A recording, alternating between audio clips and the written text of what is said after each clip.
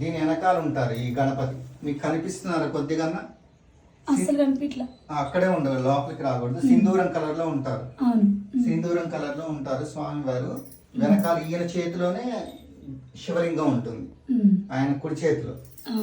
తర్వాత ఈయన శివస్వరూపం. తర్వాత ఈయన నంది.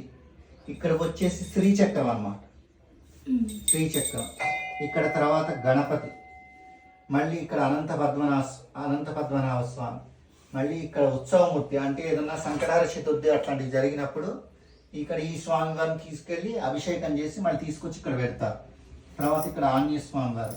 ఇక్కడ మీరు గమనిస్తే విష్ణు పాదాలను ఉంటాయి, కనిపించింది ఇక్కడ విష్ణు పాదం, ఒక పాదం కనిపిస్తుంది దూరం నుంచి మీకు కనిపిస్తుంది, అది విష్ణు పాదం అన్నమాట.